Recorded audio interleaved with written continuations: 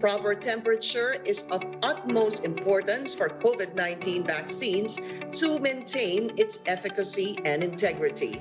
And as local government units start to roll out their vaccination programs, a cold chain storage facility in Taguig City is more than welcome to assist and provide their services in handling and storing vaccine vials.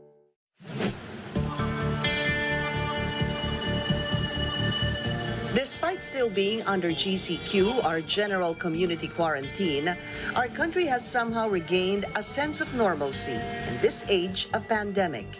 And after a year of waiting, vaccines will soon be available to the public, with both the government and the private entities procuring doses for the rollout. But acquisition is merely the first step of the process. Finding a facility that is well equipped for its storage is just as important to maintain the integrity and efficacy of such a delicate product. Situated in Barangay Bagumbayan in Taguig City, this fully automated food safety and security facility, a first in the country, is more than ready to provide its services for proper storage and management of COVID-19 vaccines. Can you please give us a brief overview about the company being the first of its kind in the country when it comes to cold chain facilities? ORCA was established around 3 years ago, solely focused on the cold chain industry. What we did is that we brought in the first fully automated facility in the country, making sure that our highest priority is food safety and food security. This 6,500 square meter facility and its cold chain process definitely ticked off all the conditions needed to handle vaccine vials. The thing with vaccines is that you have to make sure that the temperature is always maintained, whether it's a -70, -20, or 228. You have to make sure that it's always in the constant temperature that is of its requirement. Once you break that chain, it can greatly affect the efficacy of the vaccine and thus render it useless. We are now in our inbound docks. So basically, from the manufacturer of these vaccines, they would come in here from the airport through the trucks, and our quality control personnel, our in-house pharmacists, together with the representatives of the government, they would be opening the boxes and checking the quality of these vaccines before we put them into our main warehouse. Through the use of automated technology, the facility can greatly minimize the risk of contamination and human error in the handling of delicate products like vaccines. So we are now in our automated storage and retrieval facility. Basically, we're now at -25 degrees Celsius. Our cranes, they are able to work continuously, 24/7, non-stop. With a total capacity for 20,000 pallets, this facility is capable of real-time monitoring of the vaccine vials that need to be stored at a normal refrigerated temperature of between 2 and 8 degrees Celsius. Even vaccine brands that require sub-zero temperature. Behind me are the racks which are able to handle different pallets of positive 2 to 8 degrees Celsius vaccines or medicines. So to give you an idea, these are our AstraZeneca, Sinovac, or other vaccines that only require positive 2 to 8. So we are now in our -25 picking and packing area.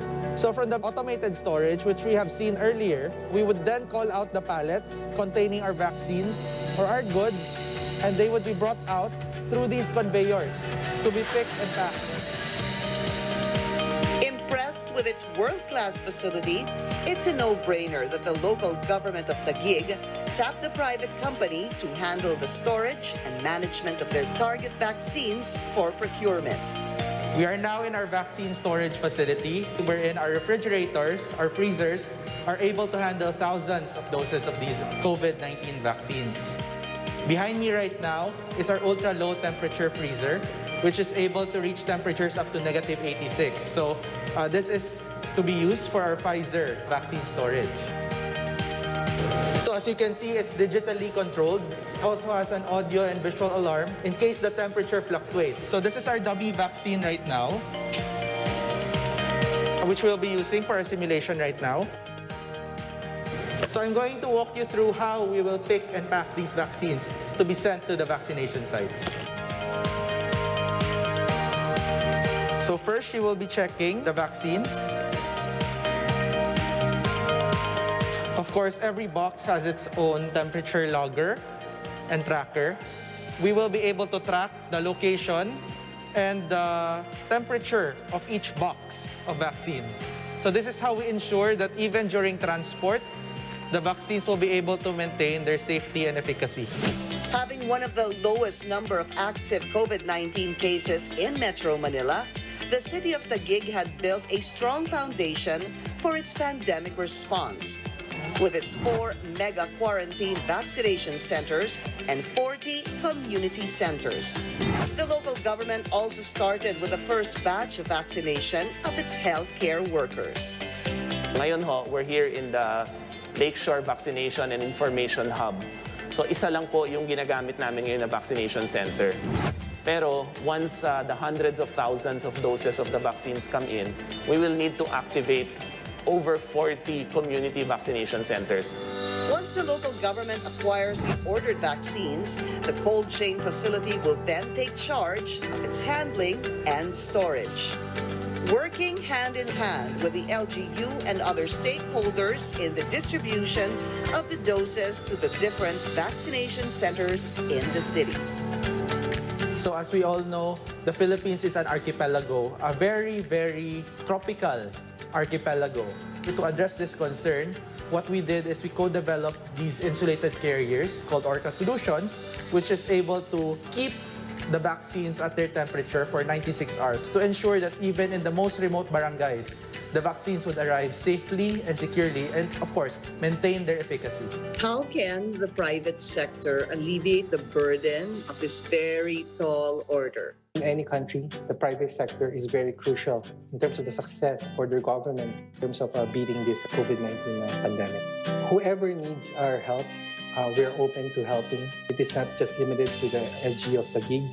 At the end of the day, we're all in this together. Whoever that we can help, we are there for them.